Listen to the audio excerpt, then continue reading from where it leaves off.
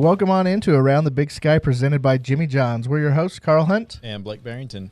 The spring season picks up this week with tennis, golf, softball, and track and field all in action. Today we'll recap what happened last week and take a look ahead at what's going on this week. And we'll also visit with Eastern Washington track and field athlete Grant Shurtliff. First, let's take a look at Big Sky Tennis. The league totaled 12 wins last week with 6 teams claiming their first victories of the season. On the men's side, Big Sky preseason favorite Northern Arizona rolled to a 5-2 home win over in-state foe Grand Canyon. Montana collected its first win of the season with a 4-3 victory over Nevada in Salt Lake City. Weber State and Idaho State downed Colorado Mesa at home, while the Bengals also earned a win over Lewis Clark State. Eastern Washington rounded out the wins on the men's side with a home sweep of Whitworth. For the women, Portland State captured its first victory with a 6-1 home win over South Dakota. Montana also earned its first win of the season with a 5-2 victory over Grand Canyon in Missoula. Idaho State coasted by Lewis and Clark State and Colorado Mesa, while Weber State also defeated CMU. Lastly, Eastern Washington swept past Whitworth. Portland State's Tommy Edwards earned Big Sky Men's Tennis Weekly honors with 2 wins against Santa Clara last week. Edwards and Sam Roberts collected a 6-4 win over SCU's 52nd ranked duo in doubles play, while Edwards posted a straight set win at number 2 singles. Lauren Dunlap of Montana garnered Women's Player of the Week accolades, going undefeated at number 4 singles and 3 doubles on the week to guide the Grizzlies to a 5-2 win over Grand Canyon. 30 matches are set this week for Big Sky Tennis, with 15 men's and 15 women's matches scheduled. The Big Sky Conference airs all of its live stream sporting events on Pluto TV for free, including up to 700 football, men's and women's basketball, volleyball, and selected soccer, softball, and track and field events. Watch online at www.pluto.tv or download the app. When we come back, we'll take a look at the latest in Big Sky golf and softball. When you don't have time to go to lunch, let Jimmy John's deliver lunch to you. With Jimmy John's, we can get a freaky fresh sandwich to you freaky fast. Click to order at jimmyjohns.com. Welcome back to Around the Big Sky. Sacramento State freshman Tess Blair earned Big Sky Women's Golfer of the Week for the second time this season on Wednesday, shooting a 6-under par 210 to tie for 4th overall at the UCF Challenge in Orlando. Idaho, Idaho State, and Northern Colorado will open up their spring season early next week, while on the men's side, Northern Colorado, Sacramento State, Southern Utah, and Weber State return to the links for the first time in 3 months.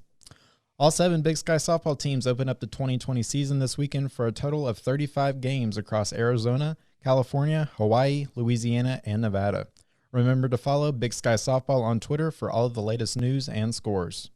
When we come back, we'll recap Big Sky Track and Field and hear from Eastern Washington's Grant Shurtliff. Need a hotel for work or just a night away? With over 50 hotels open and more on the way, we want to be your home away from home. My Place Hotels is proud to be the official hotel of the Big Sky Conference. Welcome back to our final segment on Around the Big Sky. For weekly updates on what's going on in Big Sky Hoops, check out our other podcast, This Week in Big Sky Basketball, as we provide the latest news for the men and the women.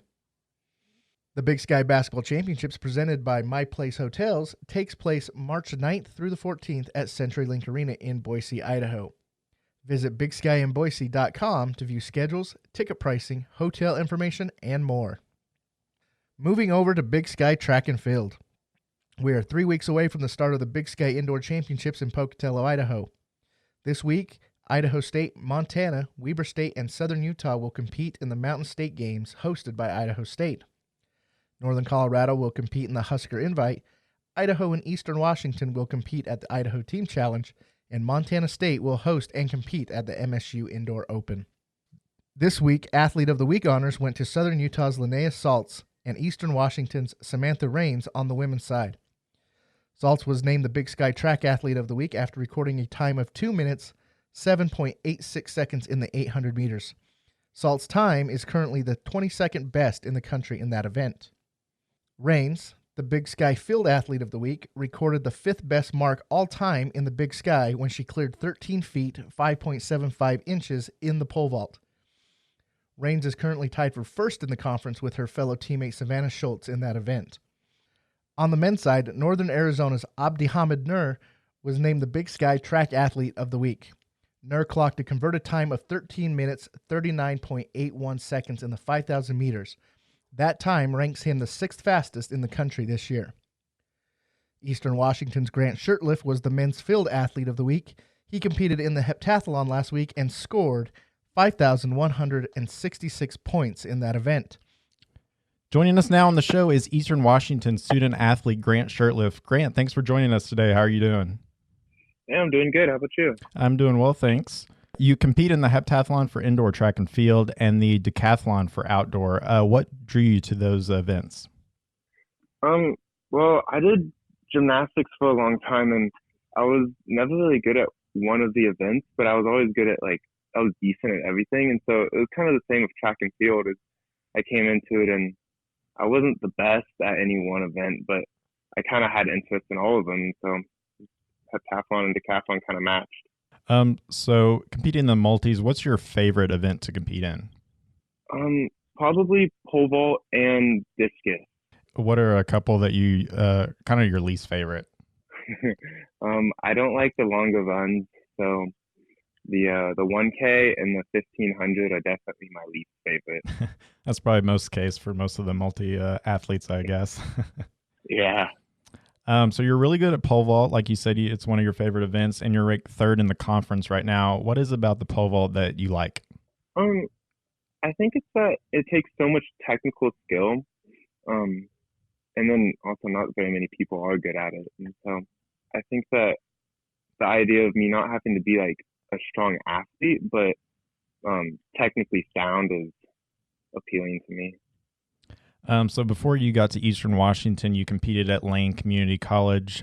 Did that experience at the JUCO level kind of help you prepare to compete at the Division I level? Absolutely. I was really fortunate with the Lane program, actually. I think it was a really good program, and I learned a lot from Grady O'Connor and just like how D1 programs are going to be once I move on from Lane. And I think he really prepared me well for it. So what was it about Eastern Washington that made you want to decide to move there? It had a lot to do with the coaches, Eric Allison and Dave Nielsen. They're just really good coaches. And then also I've been pampered all my life with lots of poles, and they had like all the poles that I could ever dream of. And so it was a pretty easy choice. Mm-hmm. So I know being a college athlete, you don't really get a lot of free time, but aside from studying and practice, what do you like to do in your free time? I love volleyball. So I play volleyball on my off time, and then just normal like college kid stuff. Like I play games, like Call of Duty and stuff like that. Mm-hmm. Well, Grant, we appreciate you joining us today. Best of luck the rest of the season. Hey, thank you. That's Eastern Washington's Grant Shurtliff. That's a wrap on this week's show. Thanks for tuning in. We'll be back next week to talk more Big Sky sports. Until then, I'm Blake Barington. And I'm Karl Hunt. On Around the Big Sky.